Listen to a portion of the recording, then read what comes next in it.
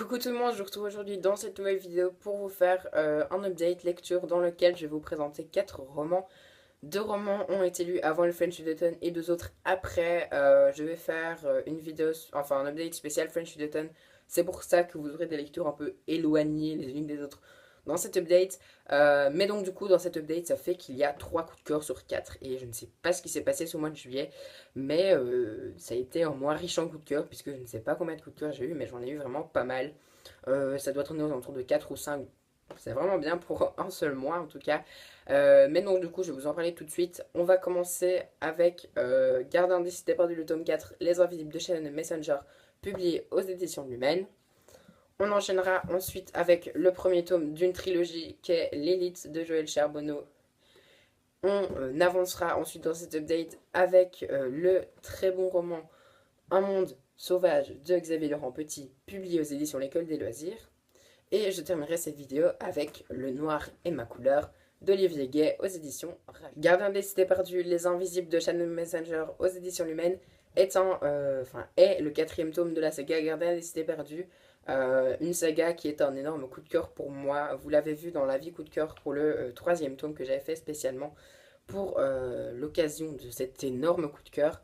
Je ne vous fais pas de résumé parce que, comme je vous l'ai dit, et comme vous l'indique le petit 4 là-bas, c'est un 4e tome, donc je n'ai pas très envie de vous spoiler tout le reste. Mais en tout cas, sachez que c'est la continuité de la saga et que c'est une excellente continuité puisque c'est en tout cas mon deuxième préféré de la saga après le tome 3 puisque ça a été un gros coup de cœur. J'ai donc adoré ces 4e tomes, l'intrigue s'intensifie et l'intrigue surtout devient de plus en plus noire, l'intrigue s'obscurcit je dirais même. C'est assez typique dans ce genre de saga, tel que Oniria par exemple, où le monde est très féerique dans les 2 premiers tomes et, et s'obscurcit réellement et on a une ambiance de guerre vraiment à la fin de la série. Pour ma part, ça ne m'a absolument pas dérangé. Au contraire, j'ai beaucoup aimé ça puisque ça prouve vraiment que l'auteur est juste génial et a des idées géniales. En parlant de ça, elle a vraiment un don pour nous laisser des révélations. Elle trouve toujours le moyen de nous captiver à chaque fin de chapitre et de nous faire continuer. Je ne pouvais absolument pas lâcher ce roman que j'ai lu quand même assez vite. Et c'est juste une petite perle, quoi. L'auteur nous pose des petites trahisons comme ça, nous pose des petites révélations qui font assez mal et qui sont surprenantes parce que je vous l'avoue, certaines trahisons m'ont beaucoup surprise, m'ont beaucoup attristé aussi, mais ça montre justement qu'elle a bien fait son boulot, qu'elle nous a pondu un récit vraiment avec de l'émotion, de l'action, avec vraiment plein de choses, et c'est en tout, Gardien des cités perdues, et c'est juste génial. Les personnages aussi sont juste extrêmement bien faits.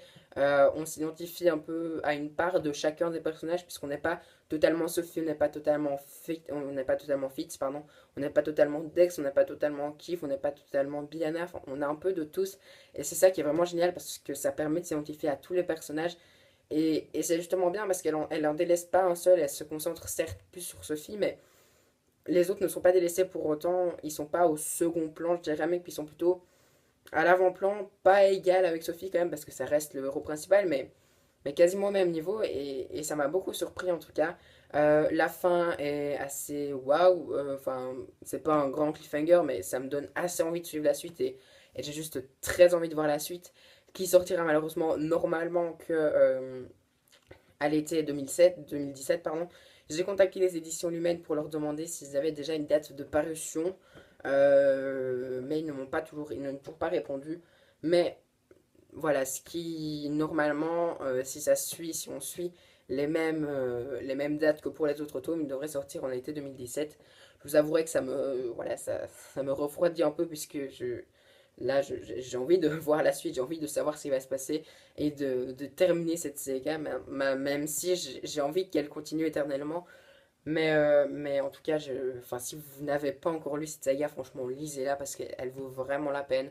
Et comme vous allez voir dans mes sorties qui vont être publiées après, elle sort en poche logiquement. Donc franchement, ruez-vous dessus, pas cher, vu que c'est du poche. Donc franchement, cette saga mérite vraiment d'être lue. Et l'auteur est vraiment une auteure à suivre puisque c'est une auteure qui est juste géniale.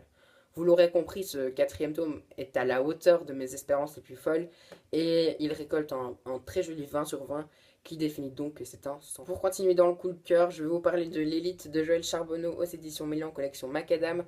Dans ce roman, on va suivre Sia, qui est une jeune adolescente, oui, plutôt une vieille adolescente, si je peux dire, puisqu'elle est vraiment aux portes d'être une adulte, qui va être diplômée et quand les habitants sont diplômés, puisqu'ils vivent en colonie, ils prennent les meilleurs résultats de toutes les colonies et les invitent pour passer le test à Tosu. Donc Tosu c'est la capitale et le test, qu'est-ce que c'est? C'est une suite d'épreuves qui va permettre de définir qui ira à l'université et donc qui seront les prochains médecins, avocats, dirigeants, bref, l'élite de la société. Sia est diplômée et espère être sélectionnée pour le test puisqu'elle s'y prépare depuis toute son enfance. Elle est sélectionnée et à la veille de son départ, son père qui a lui-même participé au test va lui faire part de ses inquiétudes, de ce qu'il se souvient de ce test et il va s'avérer que le test n'est peut-être pas ce qu'on croit. Je ne vous en dis pas plus parce que j'ai vraiment envie que vous découvriez ce roman comme moi j'ai découvert, c'est-à-dire en ne sachant pas grand-chose. J'avais vu la vidéo d'Audrey du Souffle des mots que je vous mets en barre d'infos sur la trilogie L'Élite, que j'avais beaucoup aimé du coup sa vidéo et qui m'avait instantanément donné envie de la lire, cette saga. Je l'ai lu et j'ai plutôt bien fait. C'est un roman de dystopie assez classique, j'ai envie de dire. Pour les fans de dystopie, c'est vraiment une très bonne dystopie.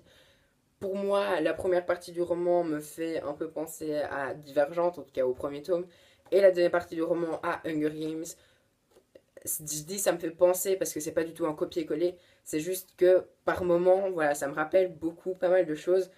C'est pas un copier-coller parce que l'auteur part vraiment dans des idées complètement différentes. Mais voilà, par moment, il y a des clins d'œil et donc du coup, on se dit, ah bah oui, ça c'était dans Divergente, il y avait un truc qui ressemble à ça et ça me fait penser à ça. Certains n'ont pas eu le coup de cœur, n'ont pas aimé parce que ça justement, ça ressemblait à ces deux dystopies. Moi, pour moi, c'était un gros point fort puisque justement, j'avais l'impression un peu de replonger quelque part dans Hunger Games, dans Divergente. Et donc, ça a été un gros point positif. L'écriture de l'auteur, enfin la plume de l'auteur est juste addictive, très très addictive. Le roman est très court, enfin 300 pages. Donc du coup, on a tout le temps des choses qui se passent, on n'a pas le temps de s'ennuyer. Et les révélations arrivent déjà dès le début du roman, on n'en a pas juste à la fin, pendant les 50 dernières pages, non, on en a vraiment pendant tout le roman. Et c'est ça qui est génial. Les personnages aussi, Sia, donc le personnage principal, pour moi, c'est pas une Katniss ou une Triss parce que elle a le courage d'une Katniss ou d'une Triss, mais en plus, elle est intelligente, elle est pas naïve, quoi. Triss et Katniss, je les aime beaucoup, mais elles sont très naïves, quoi. Elles sont cucul-après-ligne à la fin, enfin, j'ai juste envie de les baffer parce qu'elles s'en rendent pas compte de ce qui se trame, quoi. Elle s'en rend compte, elle est intelligente, elle est pas naïve du tout, elle comprend ce qui se passe, elle se fait pas berner. Et ça, j'ai beaucoup aimé. L'auteur a aussi placé quelques personnages qui sont ni blancs, enfin ni tout blanc, ni tout noir. Il y en a certains qu'on pensait qui étaient gentils, entre guillemets, et qui finalement ont fait des actions qui nous rebutent un peu face à eux. Et donc là, l'auteur a très très bien fait son travail, puisque on n'aime pas totalement les personnages, enfin en tout cas certains. Et j'ai vraiment beaucoup aimé cette dystopie. Pour les fans de dystopie, je vous la conseille vraiment parce que c'en est une très bonne, très addictive, très haletante, très palpitante, il y a plein de rebondissements. Si vous aimez les dystopies, je vous la conseille, c'est ma conclusion, puisque, puisque c'est génial, quoi, ce roman. Je vais maintenant vous parler de Un monde sauvage de Xavier Laurent Petit aux éditions L'École de l'Azur d'Or, collection grand format. Donc ce roman, je l'avais reçu pour mon anniversaire, donc c'est en octobre, donc il date un peu dans ma palle. Je pensais le lire en hiver du coup, mais je sais pas, quand je l'ai vu dans ma bibliothèque, je fais toi, je veux te lire tout de suite maintenant. Donc je l'ai lu et j'étais agréablement surpris puisque j'ai eu une très très bonne surprise pour ce roman avec lequel j'ai passé un très agréable moment de lecture. Dans celui-ci, on va suivre du coup Felicia et sa mère qui vivent dans un petit village un peu paumé à la frontière entre la Russie et la Chine. La mère de Felicia est gardienne de la réserve, donc de tout un grand espèce de grande forêt avec pas mal d'animaux. Et un jour, alors qu'elles partent en expédition toutes les deux, elles vont voir des empreintes, mais pas n'importe quelles empreintes, puisque ce sont les empreintes d'une tigresse, et pas n'importe quelle tigresse, hein, tout d'un coup, euh, puisque cette tigresse va donner naissance à deux petits très très bientôt. Deux petits du coup font la convoitise de pas mal d'habitants, puisque certains seraient prêts à payer cher de l'autre côté de la frontière au marché noir pour avoir ces ces petits vivants, ce qui donnerait pas mal d'argent aux habitants de ce petit village paumé. Et on va suivre du coup Félissa et sa mère qui vont tenter de protéger la tigresse et ses petits. Je vous l'accorde, le résumé n'est peut-être pas très attrayant, n'est peut-être pas très emballant. Il m'a intrigué et je vous avouerai que je me suis un peu lancé dans ce récit à l'aveugle puisque quand j'ai lu du coup je ne me souviens plus, absolument plus de résumé. Et c'est pas plus mal parce que j'ai vraiment été surpris. Étonnamment, les pages défilaient sous mes doigts, ça se lit extrêmement vite, ça fait 240 pages, mais il y a des démarches de dingue et comme tous les écoles des loisirs, ça se lit super vite. Je vais vous parler de la plume de l'auteur parce que ça m'a vraiment... Cette plume est juste splendide, elle est poétique, elle raconte l'action avec beaucoup de poésie. Pendant tout le roman, j'avais vraiment l'impression d'être baladée à travers ce roman dans une couverture bien douillette, bien chaude, où on s'y sent bien et on a juste envie d'y rester. Et c'est un peu la sensation que m'a procuré l'auteur, donc Xavier Laurent Petit, que j'avais déjà découvert avec l'Attrape-Rêve, qui avait été une lecture de cours que j'avais vraiment détesté, c'est le cas de le dire. Là, j'ai beaucoup aimé sa plume. Ça a été un des points positifs de l'Attrape-Rêve, mais là, c'était vraiment le gros point marquant de ce roman-ci. Parce que voilà, l'intrigue en soi est pas très, très originale, mais elle peut même paraître banale, puisque ce sont, voilà, comme je vous l'ai expliqué, c'est pas très folichon, folichon. Mais les personnages aussi apportent en plus, puisque Felissa est dans ses 2 mois de vacances entre l'école primaire et l'école secondaire, donc elle prépare son passage à l'école supérieure et elle se pose plein de questions, puisque sa prochaine école se situe dans le centre-ville, donc ça veut dire qu'elle quittera son petit village paumé pour aller dans le centre-ville, dans un univers qu'elle ne connaît pas, dans un internat, donc elle aura pas ses repères et elle se pose pas mal de questions et c'est un personnage qui est vraiment humain, c'est ça que j'ai beaucoup aimé parce que tout le monde se pose ce genre de questions à son âge, à ce moment-ci de notre vie et du coup je l'ai beaucoup aimé en tout cas. Le personnage de Pavka est inconsidérablement mon personnage préféré de ce roman. C'est un petit garçon qui est fort perdu dans son monde, qui est complètement dans son imagination et pas très connecté avec la réalité. Il paraît bizarre, ça a l'air vraiment d'un extraterrestre aux yeux des autres. Et puis, plus le roman avance, et puis on découvre une petite part de Pafka, et de part en part, on se rend compte que finalement, il a tout normal, c'est juste que voilà, il est dans son monde. Mais ça va vraiment le mener vers pas mal de choses qui m'ont beaucoup plu. Et j'ai beaucoup aimé ce roman, j'étais agréablement surpris. C'est un roman de contemporain qui m'a beaucoup plu. J'en lis pas souvent et j'étais du coup agréablement surpris. Je vous le recommande si vous aimez les petites lectures avec un petit peu d'action à la frontière de l'imaginaire du coup pour certains personnages et, euh, et plein de beaux paysages puisque voilà on est dans dans tout ce qui est comment dire, dans tout ce qui est paysage enneigé. Donc ça, c'est super beau aussi d'avoir ces paysages-là, puisque l'auteur nous les décrit à merveille. Et si vous voulez voyager, je vous conseille vraiment ce livre, ce contemporain qui est juste agréable et on s'y sent bien. Et en tout cas, on va passer au dernier livre de cette update lecture et donc du coup au dernier coup de cœur. J'ai lu Le Noir et ma couleur d'Olivier Gay aux éditions Rajo. C'est un roman que j'avais découvert sur la chaîne de Margot Liseuse. Je vous mets le lien en barre d'infos. Je vous mets également le lien du book trailer qu'elle avait mis en barre d'infos d'une de ses vidéos qui m'avait beaucoup donné envie de lire ce livre puisqu'il est très très bien réalisé, il faut le dire. C'est un auteur francophone, donc Olivier Gay, qui est un auteur français qui écrit du policier et qui s'est récemment lancé dans le young adulte avec sa série fantastique Le Noir et ma couleur qui compose 5 tomes qui sont actuellement sortis.